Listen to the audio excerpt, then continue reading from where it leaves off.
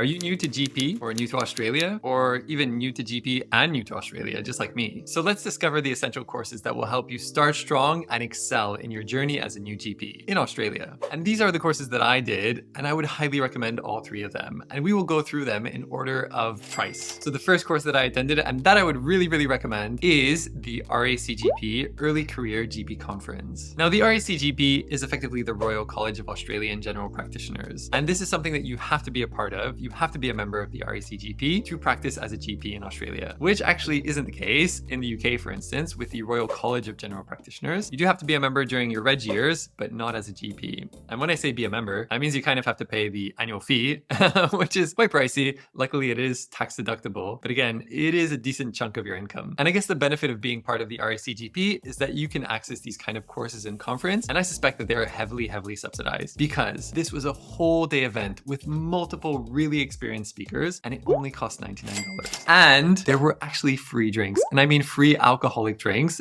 at the end of the conference, and it was all you can drink. So that was probably worth the $99, to be honest. I literally learned so much from this day, and I loved speaking to other GPs just to get a sense of where they were, where they're coming from, and what they kind of want for themselves in their career as a GP. But there were three key things that really stuck with me from that conference. And the first one is date night with GP. The second one is, are you stressed? And the third one is not to book care plans on Mondays and Fridays. And let me expand on these 3 points a little bit. So the first one is date night with GP. And this is something that Dr. Nicole Higgins, who is the current RACGP president, she talked about this. And the analogy that she used is that if you're in a relationship and you want things to stay exciting and fresh, you have to put aside some time to invest in that relationship. So what you would do is organize something like a date night with your current partner just to keep things nice and happy and steady. And she says that you should do the exact same thing with GP. And what that means is that put time aside and effectively put money aside to invest in your career. And an easy way to invest in your career is to attend conferences like the RACGP Early Career GP Conference that we're talking about. I don't think she said this specifically to get people to sign up to kind of further fuel the RACGP. I don't think that was her intention. But I personally, after attending a conference, I always feel energized. I generally always feel inspired as well. And that's a really great way to prevent burnout. And that was also something that she was talking about a lot. So yeah, number one is date night with GP. And a great date night is the very inexpensive, shall I say, very reasonably priced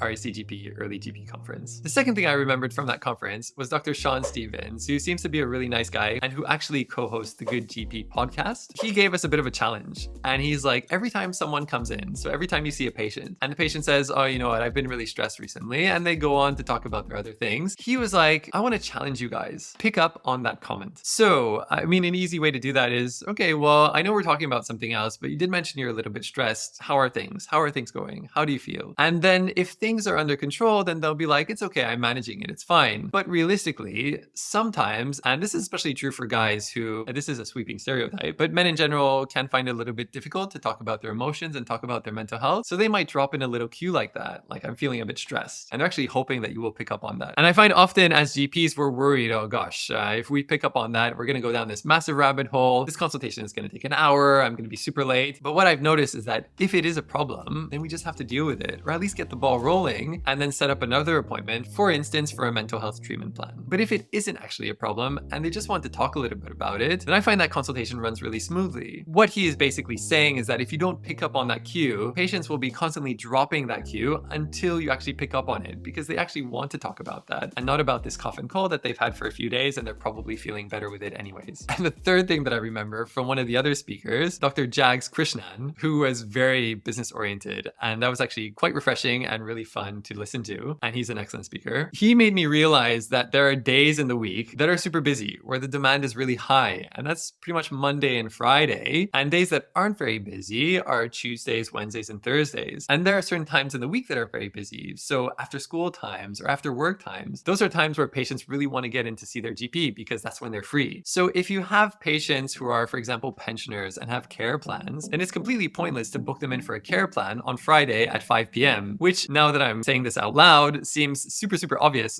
but essentially it wasn't obvious to me. Because coming from the UK, where you're not so much a business, you're just providing a service from 9 to 5, and this is when your shift is, and patients just need to squeeze into that. In Australia, you effectively are a business, so you want to be open at times where people want to come in and see you. So that was a bit of a mindset shift for me. Actually, maybe I should free up some appointments Monday evening, Friday evening, and if I am doing health assessments or care plans, well then why don't we just make that for Tuesday, 10 a.m. for instance. And did I mention the free drinks afterwards? I really couldn't believe that. But essentially, it really helped people kind of gel and relax and have a nice chat. And I have to say, I had a really great time and chatted to a lot of really interesting people who gave me a lot of tips about GP in general.